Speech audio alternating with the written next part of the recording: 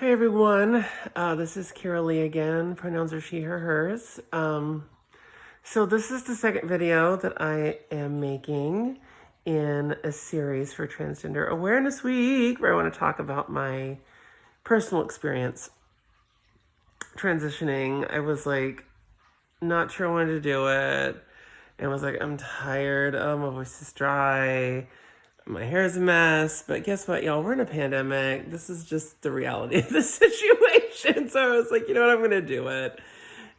Part of the awareness of any awareness is that, sometimes we are just kind of a little unkempt, and that's okay.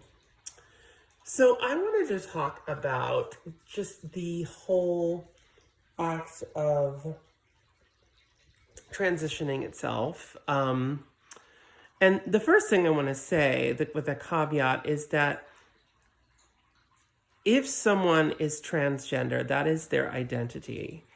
It does not have anything to do whether they medically transition or socially transition or not. That is their choice, and how or if people want to transition, that's up to them, So I think it's important that we recognize that and we separate people's identity from maybe their expressions of that or things that they do. Now, the things that they do are things, it's not like willy-nilly, like, well, I'm going to eat, steak instead of tuna. It's something that you do because you feel a deep urge or need to do it. And some people just don't. They feel like this is my identity.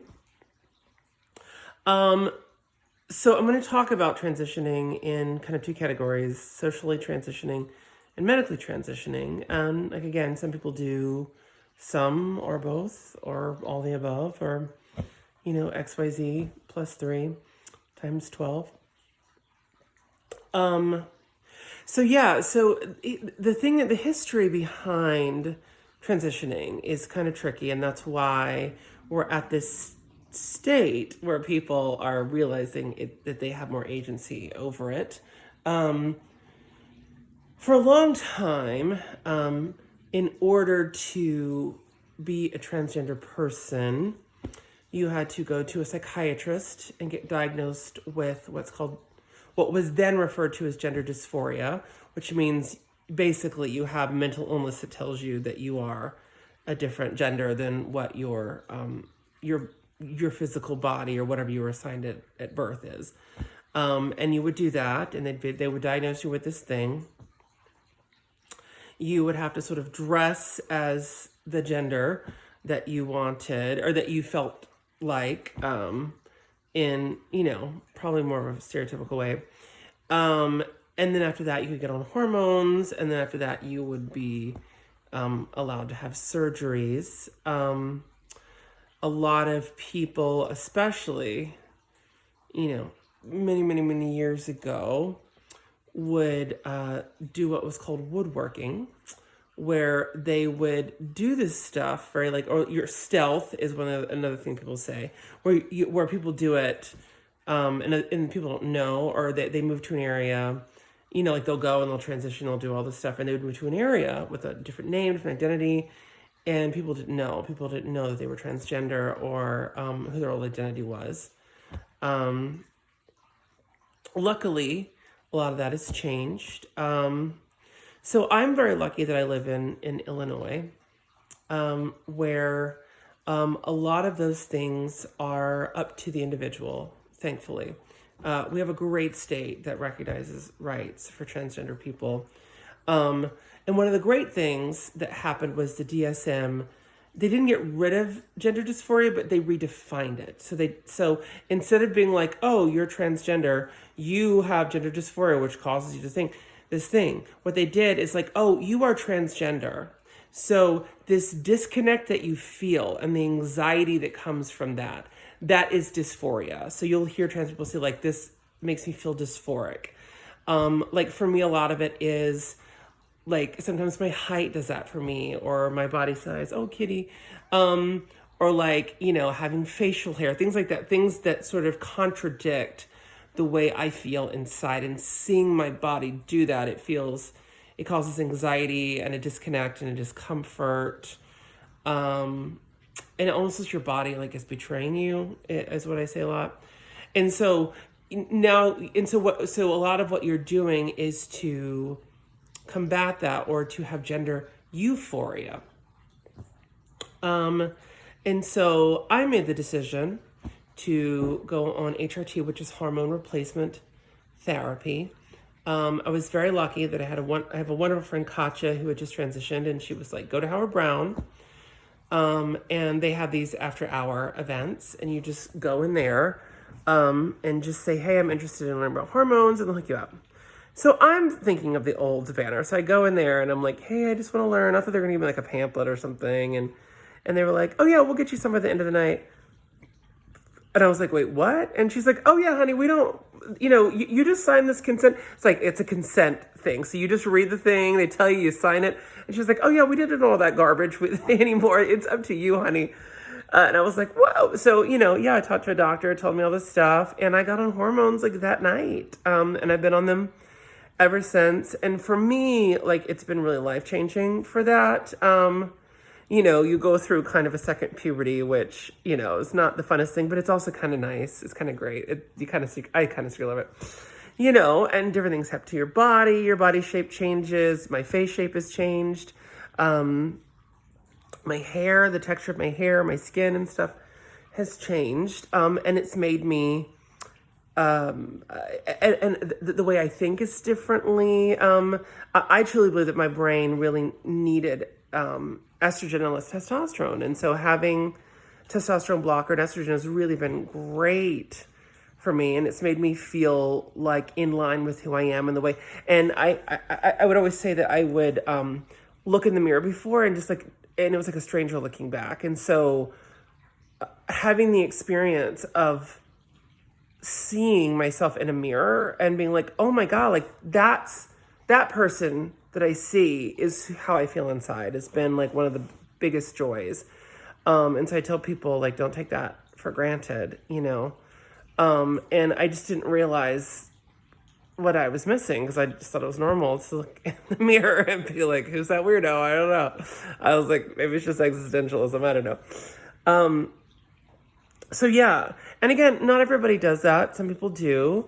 Some people don't. And another thing that I am doing is pursuing what's called gender confirmation surgery.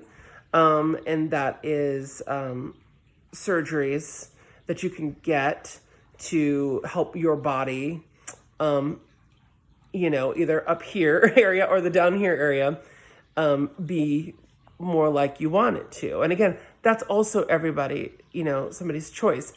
The weird thing about that is that in order for it to get covered by an insurance, you do have to have a diagnosis of gender dysphoria. So it's like your poor psychiatrist and doctor who's like, has to like write this archaic letter. And you have to get 3 reference letters. You have to get a doctor's letter, a psychiatrist, and then another one-off psychiatrist to approve it. So like people who are doing this are serious. And I'm very lucky that I have County Care, which is Illinois Medicaid, and it covers, thanks to Pritzker, it covers all those procedures. And so I've been in pursuit of that. So it's really important that we have viable healthcare options for transgender people because these are really life-affirming things for those of us who feel they need, surgeries or HRT. And so I'm very fortunate that I live in a state that provides the state insurance that does that. And, and then I could go to Howard Brown and all that stuff is covered, and even with Howard Brown, everything was on a sliding scale. And so, and it's not like that everywhere. Some states, you have to go through hoops to get hormones or to get surgeries, or you might have can't do it. It's more like the old way, so, so part of this is to make people aware that like, we want to make sure to fight for that. And also I did this show called Southern Comfort last year, and it was about a real story of a trans man who was told not to, wanted to get a hysterectomy, and they were told, no, don't do it. And he got ovarian cancer, and no one would treat him. And by the time they did, he died. It was very, very, very, very, very sad and not cool. And in that, people tell the stories of like having these different surgeries and procedures, and just how awful the doctors treated them, and they were like kicked out of the hospital before they were even done healing. And so just having safe health care for us is so important. And just in general, just to like know, especially for LGBTQ people in general, to know that like when you go into a hospital, that they're not going to freak out and or if you're in an accident and an EMT sees that you're transgender, is going to like be like, I'm not going to touch that person, because that shit has happened. And a lot of people want there to be laws to allow people to do that, to allow medical people to be able to turn you away from service, or not to operate on you, or not touch you, or whatever, and protect them. And just even going and knowing that you have doctors who are not going to stereotype you, and they're going to listen to you, and that are going to understand you and not treat you weirdly. And Howard Brown is great for that. And that's why it's great to see more and more trans and non-binary people in the medical community and in the psychiatric community. Because it's important. It's important for us. And so my final thing I want to say about medical transitioning is that like, I talk about it because I want to be very open about it, because it's not always easy to find resources. And so if you ever need resources, come to me. And also I just want to demystify it and normalize it. That being, and also people have weird archaic ideas about what you go through as a trans person. And like, look, if you really need to know, I can give you some videos, I can give you some information. Stop. That being said, do not assume that you can just ask a trans person about all of that stuff. Like, you don't have the right to be like, so are you on hormones? What are you doing to transitioning? Have you had your surgery yet? But you don't get to ask that. If they want to share that with you, great. If not, it's none of your business. Like, you wouldn't just expect someone to come up to you and ask you all your medical history. You'd be like, get the mess away from me, or about your genitals, or about your body, So if someone wants to share, great. If they don't ask them stupid questions. Like, don't do it. None of your business. So the other aspect of transitioning, and I sort of touched on it, is sort of social transitioning. And part of that, is, maybe legally changing your name. And again, that is something that I chose to do because I felt strongly about it. Not everyone does it or changes their whole name. Or they may change their name, but they may not legally change it for one reason or the other.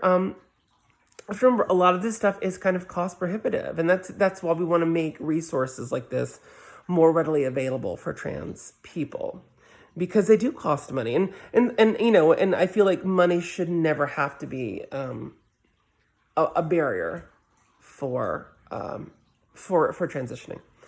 But yeah, other part of that is, exploring for me, what do I like to wear as a woman? Like, what clothes do I like to wear? What makeup? If I want makeup, what do I want to do with my hair? What kind of glasses? Do I want to shave? How, or do I not want to shave?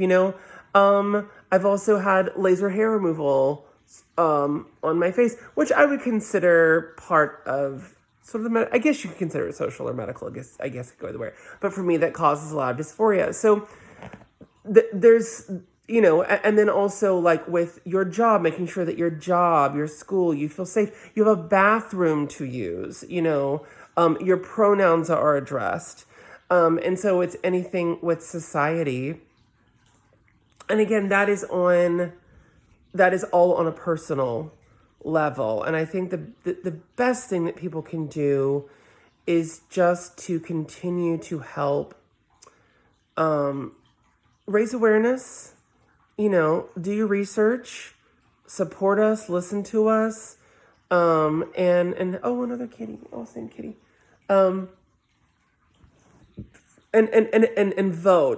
vote for laws and for people that are going to have our best interest at heart. So you have to think about that. I'm always thinking about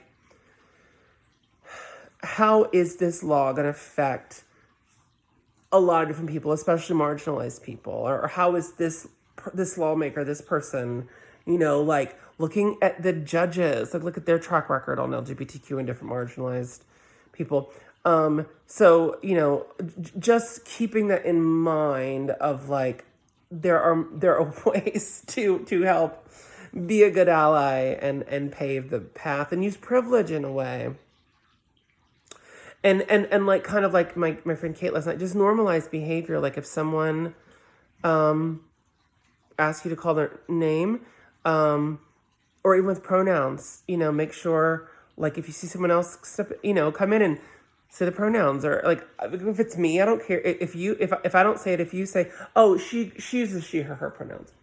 That's fine. Maybe not everyone wants that, but I want that. Or like, oh, their name is actually this, or just setting that example by just normalizing and you being that example of somebody who is always using the correct pronouns, the names. Of course, everybody messes up. And again, if you mess up, just say, oh, thank you, and move on. That's it. But yeah, just being that example of a person who can just like listen and normalize. Because at the end of the day, we're just humans. It's just, this is part of our human experience. And, I'm very, very, very, very, very lucky to have the network that I have of people, to be in the city that I'm in. And I know that it's not like that everywhere. And I want it to be like that for everywhere, because there's no reason that it shouldn't be like that. It's part of the reason that I transitioned so late in life, because I grew up in Louisiana in the country, and it was not safe. If I transitioned earlier, I don't know if I would have had any resources, and I might have ended up like hurt or killed or dead or whatever. I don't know, and so it's just wanting to make sure that we are safe and protected and that there are avenues for us. Anyway, again, I'm talking a lot. Thank you for paying attention for 17 whole minutes to me. There will be more to come. Yeah, and thank you for all the kind words and for the shares and things. Please continue to do that. Share your stories, share this. I love connecting with y'all, especially during this time. It makes me feel good, it makes my heart sing. So, love you all. Good night. Again, Carolee, she, her, hers. Goodbye.